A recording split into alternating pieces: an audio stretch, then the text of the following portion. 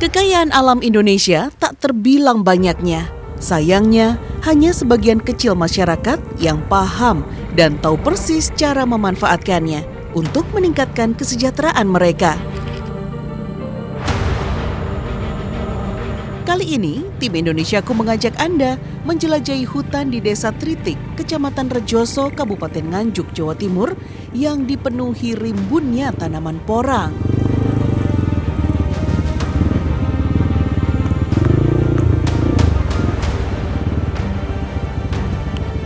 Pijakannya mana, Pak?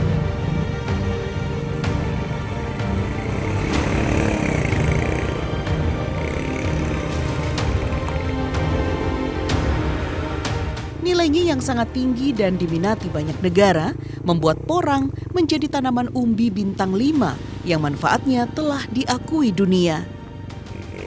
Sejauh ini, popularitas porang lebih banyak bergaung di luar negeri, seperti Jepang dan Korea. Sebaliknya, di negeri sendiri, porang belum banyak dikenal.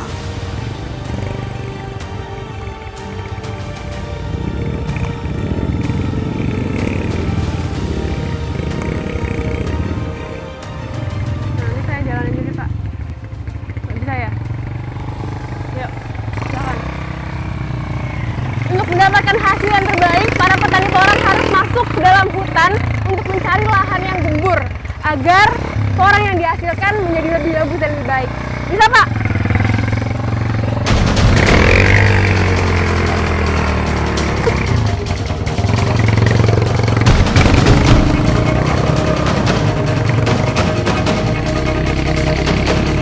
Hari ini saya bersama Pak Toto dan kawan-kawan menembus hutan menuju kebun porang yang tumbuh subur di bawah naungan tegakan pepohonan rimbun.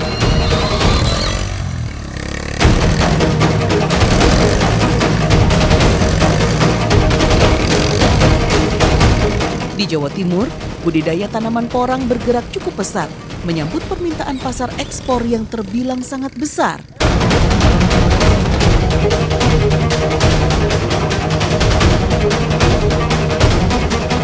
Tercatat, ekspor porang dari Indonesia hingga pertengahan tahun lalu sebesar 14.500 ton lebih. Nilainya cukup fantastis, mencapai 800 miliar rupiah lebih. Pak Toto dengan jeli membidik potensi ini dan sejak tahun 2005 ia membudidayakan porang dengan 2,5 kuintal bibit sebagai awalan. Mantap. Jadi yang ini belum bisa panen nih, Pak? Belum, Mbak, belum. Ini nanti nunggu bulan 4 itu. Nanti kalau ini sudah ripah, ini tidak kelihatan, Mbak. Ini semua mati semua, rata semua. Ya, di tanah semua. Oh gitu. Nah, yang kuning-kuning itu, warnanya itu sudah mati, coklat-coklatan itu. Terus kataknya yang ini nanti jatuh sendiri, Mbak. Oh gitu. Nah, itu namanya proses ripah di istilah sini, porang sini. Iya. Dan itu nanti bisa tumbuh lagi? Bisa tumbuh lagi, kataknya buat bibit lagi. Yang umbinya bawah kita ambil, kita panen, Mbak. Kita panen, kita jual ke pabrik. Dijual. Oh, iya. Ekspor umbi porang mengalir deras karena umbi ini mengandung glukomanan yang tinggi serat alami sebagai bahan dasar pembuatan mie dan jelly. Yang paling populer sekarang adalah mie shirataki asal Jepang yang rendah kalori dan cocok untuk diet. Sayangnya, saat ini belum waktunya panen. Biasanya, porang dipanen selepas 3 musim penghujan. Nah, kalau sebesar ini kira-kira berapa nih harganya? Mungkin 50.000? Oh, ini Mbak. Ini Kalau nanti dijual nanti? Ini nanti pada waktu musim panen ya. Ini bisa mencapai 4 sampai 5 kilo, Mbak. 4 sampai 5 kilo. Ya, yaitu ini kalau kita ambil harga yang standar aja ya. 12.000. Ya 12.000 kali 5, Mbak. Kali 5 kilo. 60.000. Ya, ini belum ininya, Mbak. Belum kataknya lagi. Nah, ini.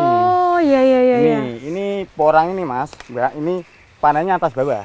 Oh, jadi panen umbinya juga dipanen. Iya, kataknya ini juga. Bibitnya juga. Ini. Setelah panen, umbi porang akan diolah menjadi tepung di Pasuruan dan Madiun. Tepung porang inilah yang kemudian diekspor ke berbagai negara. Sayangnya, masyarakat hanya bisa menyuplai porang dalam bentuk umbi mentah yang harganya sangat jauh dari hasil olahan. Sekilo umbi dihargai hanya Rp12.000. Sedangkan bila sudah menjadi mie shirataki, harganya bisa mencapai Rp40.000 per 250 gram. Nanti kalau misalkan sudah ripah ya, ripah alias jatuh, sudah masanya panen, Ya. kemudian menanam lagi atau seperti apa Pak? Oh iya ini Mbak, kataknya ini nanti kita perluas di lahan yang lain lagi Mbak. Kataknya bisa diperluas di lahan lagi, yang bekas dipanen ini, yang kecil-kecil ini Mbak bisa tumbuh besar lagi Mbak. Oh begitu, ya. Besar lagi. Budidaya porang terbilang mudah karena selain relatif tahan hama, porang juga mudah tumbuh di ketinggian 0 sampai 700 meter di atas permukaan laut. Luar biasa ya tanaman porang ini. Selain umbinya bisa kita manfaatkan, ini akan ada tumbuh katak-katak di atas seperti ini.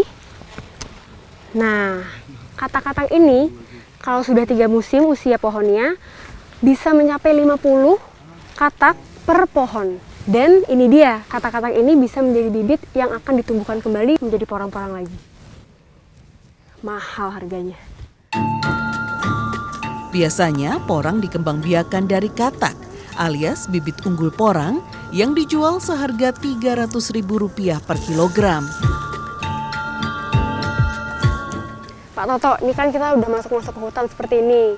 Apa memang harus di sini nanam porangnya? Oh iya Mbak, ini kita cari lahan yang bagus, tekstur tanahnya yang gembur seperti ini Mbak harusnya untuk mencapai yang bagus tadi hasilnya umbinya nanti cepat besar juga panennya cepat juga. Tapi bisa ditanam di tempat lain juga? Oh bisa Mbak, misalkan di pekarangan itu bisa saja, itu tanahnya digulut Mbak, didangir gitu seperti ketela.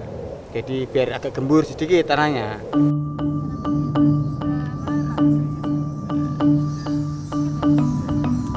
Dalam 2-3 musim, umbi porang yang dipanen bisa mencapai 15 ton, ditambah 6 kuintal katak kualitas unggul.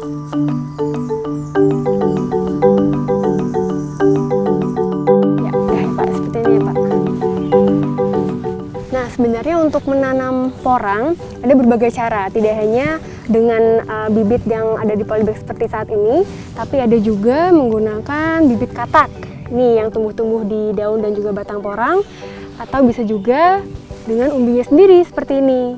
Dan satu lagi menggunakan spora seperti ini. Semuanya akan tumbuh menjadi porang, namun bedanya kalau ditanam menggunakan umbinya langsung, ini cenderung pertumbuhannya akan lebih cepat.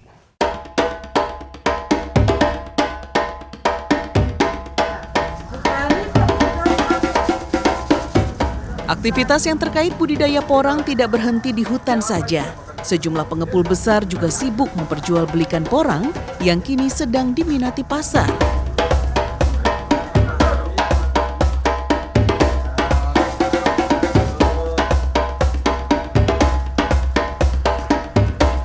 Banyak warga yang menggantungkan hidup dari budidaya porang. Indri salah satunya. Ia bertugas mengemas bibit-bibit porang dalam polybag.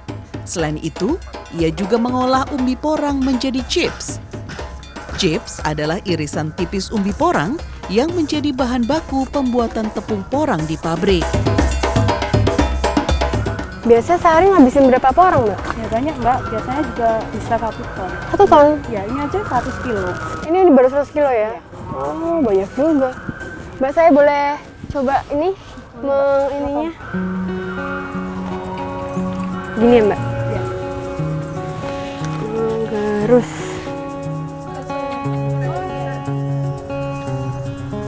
Dengan bantuan alat serut dari kayu dan sebilah mata pisau, saya mencoba memarut umbi porang. Awalnya biasa saja. Tapi lama-kelamaan tangan saya mulai terasa gatal, juga pedih, seperti sedang digigiti semut. Rupanya, kandungan kalsium oksalat yang cukup tinggi pada porang bisa membuat kulit terasa gatal-gatal. Nah, proses pembuatan chips atau irisan-irisan tipis porang ini tujuannya untuk meningkatkan nilai jual. Kalau biasanya umbi porang dijual sekitar 7.000 per kilo, kalau sudah menjadi chips kering harganya bisa mencapai 60.000 per kilo. Dan untuk menghasilkan 1 kilo chips kering dibutuhkan 7 kilo umbi porang.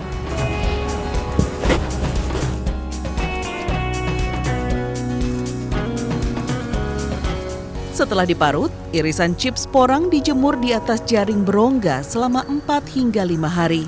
Sayangnya, pengolahan chips kini sudah jarang dilakukan karena butuh waktu lama. Sedangkan permintaan umbi porang tidak pernah berhenti. Akhirnya, para pengepul lebih memilih menjual umbi langsung ke pabrik, walaupun harganya jauh lebih murah.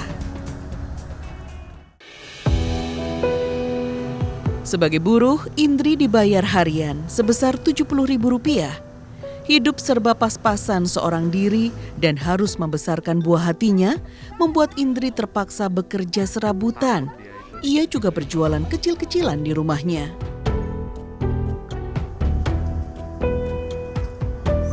Ya, oh ini buka warung juga mbaknya. Kalau Kalau- nggak di porang ya saya buka warung. Sekarang mau ini buka warung? Oh ya udah, ayo. Buka dulu. Ini, Mbak. Oh iya. Selama pandemi melanda, nyaris tidak ada pembeli yang datang ke warung Indri. Akibatnya, ia tidak lagi punya cukup modal untuk membeli barang dagangan. Indri tinggal bersama anak sematawayangnya, Kinar, yang berusia 4 tahun. Hidup Indri semakin sulit saat sang suami meninggalkannya begitu saja saat Kinar masih dalam kandungan. Tapi Indri tidak berputus asa. Ia memupuk semangat demi masa depan buah hatinya. Saya tahu porang aja dari teman, saya nggak tahu. Saya diajak teman kerja, ayo ikut kerja di mana di porang. Saya ikut di situ. Saya nggak tahu porang itu apa saya nggak tahu. Saya dapat ya bisa nyukupin anak lah, Mbak. Bisa beli jajannya anak, bisa beli susunya, ya semuanya lah bisa. Dibilang cukup ya nggak cukup, cuma cukup lah buat menyambung hidup sama anak. Indri bukanlah satu-satunya warga yang tidak ikut mencicipi manisnya hasil budidaya porang. Ratusan hektar porang yang tumbuh subur di kampung halamannya tidak kemudian membuat Indri dan warga lainnya keluar dari jerat kemiskinan. Salah satu masalahnya, banyak warga tidak punya ilmu dan keahlian. Tanpa bekal keterampilan yang cukup, warga hanya bisa menjadi penonton dan tidak punya daya untuk memperbaiki nasibnya.